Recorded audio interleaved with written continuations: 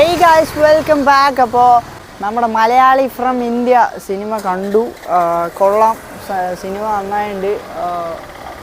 Cinema ഏകദേശം കുഴപ്പമില്ലാണ്ടൊക്കെ പോയിട്ടുണ്ട്. ഡിജോൻ്റെ main സാധനമായ politics പരിപാടിയൊക്കെ കൊള്ളാം, നന്നായിട്ടുണ്ട്. പക്ഷേ നമ്മൾ ഉദ്ദേശിച്ച ജോണറേ അല്ല കേട്ടോ ഇത് കോമഡി സാധനമാണെന്നൊക്കെ പറഞ്ഞ ഒരു ടീച്ചറിൽ അങ്ങനെ വന്നിട്ടുണ്ടായിരുന്നു. പക്ഷേ ഇത് സംഭവം അതല്ല.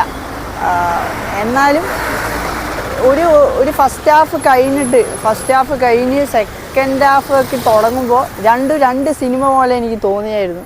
എനിക്ക് മാത്രം തോന്നിയതാണെന്ന് തോന്നുന്നു. പക്ഷേ ചോദിച്ചപ്പോൾ ഏകദേശം എല്ലാവർക്കും അതേപോലെ തന്നെ ആയിരുന്നു. സാധനം കുഴപ്പമില്ല, നമ്മൾ ഏകദേശം റോട്ടിലാണ്. വൺ ടൈം വാച്ചബിൾ ആണ് കേട്ടോ മൂവി, അത് ഇപ്പം തന്നെ പറയാം. ഫസ്റ്റ് ഓഫ് ഓൾ പറയുകയാണെങ്കിൽ ഇതൊരു ഫാമിലി എൻ്റർടൈൻമെൻറ്റാണ്. നമ്മൾ സെക്കൻഡ് ഹാഫിൽ വന്നു കഴിഞ്ഞാൽ ഹാർഡ് ജീവിതത്തിൻ്റെ സ്പൂഫാണെന്നൊക്കെ ചിലപ്പോൾ തോന്നിയേക്കാം. അത് കഴിഞ്ഞ് നമുക്ക് പിന്നെ കഥയിലോട്ട് വരുമ്പോൾ ഏകദേശം കുഴപ്പമില്ല, ഫീൽ ഗുഡ് സാധനമൊക്കെ സെക്കൻഡ് ഹാഫിൽ വരുന്നുണ്ട്. പക്ഷെ ഫസ്റ്റ് ഹാഫ് നല്ല ലാഗ് ഉണ്ടായിരുന്നു. ഫസ്റ്റ് ഹാഫ് നല്ല വലിപ്പിക്കൽ. നമ്മൾ ഫസ്റ്റ് ഹാഫ് തന്നെ കഴിയുമ്പോൾ ഒരുമാതിരി ഒരു സിനിമ മൊത്തം കഴിഞ്ഞ ഫീലായിരുന്നു. ഇത് കഴിഞ്ഞില്ലേ, ഇനി സെക്കൻഡ് ഹാഫും കൂടി ഉണ്ടോ എന്ന് വിചാരിക്കുന്ന ഒരു അവസ്ഥ. അത് ഇനി പടം സംസാരിക്കുന്നത് ഡിജോൻ്റെ മെയിൻ സാധനം പൊളിറ്റിക്സ് നന്നായി സംസാരിക്കുന്നുണ്ട്. പിന്നെ പൊളിറ്റിക്സ് മാത്രമല്ല, മതപരമായ രാഷ്ട്രീയം, ആ സാധനം നന്നായിട്ട് സംസാരിക്കുന്നുണ്ട് ഇതിൽ.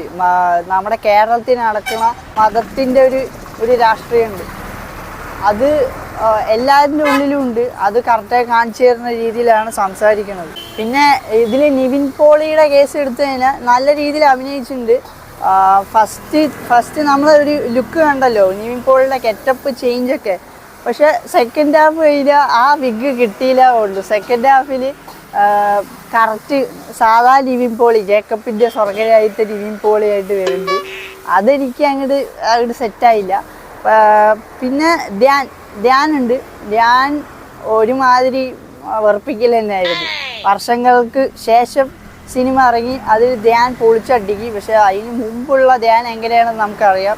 ഏകദേശം അതേപോലെയൊക്കെ തന്നെ നല്ല വെറുപ്പിക്കലായിരുന്നു. അത്ര കഥാപാത്രവും ഇല്ല. നമ്മുടെ അനശ്വരയും ഇതേ കണക്ക് തന്നെയാണ്. വലിയ ക്യാരക്ടറും ഇല്ല. ചെറിയൊരു ആക്ട്രസിൻ്റെ റോള് ചെയ്യണം എന്ന് പറഞ്ഞ് ചെയ്യിപ്പിച്ച പോലെ ഉണ്ട്. ജെയ്ക്സ് ബിജോയ് ആണ് ഇതിൻ്റെ മ്യൂസിക് അങ്ങോട്ട് വർക്കായിട്ടില്ല. പാട്ട് സീനുകൾ കുറേയൊക്കെ ഫ്ലോപ്പായിരുന്നു. ഈ പാട്ടൊക്കെ തന്നെ ആയിരിക്കും മെയിനായിട്ട് ലാഗ് അടുപ്പിച്ചത്, അത്രേ ഉള്ളൂ. പിന്നെ പടം എൻജോയ് ചെയ്യാം, വെറുതെ ഒന്ന് പോയി ഫാമിലിയായിട്ട് കണ്ട് എൻജോയ് ചെയ്തിട്ട് വരാം. എനിക്കിഷ്ടപ്പെട്ടു.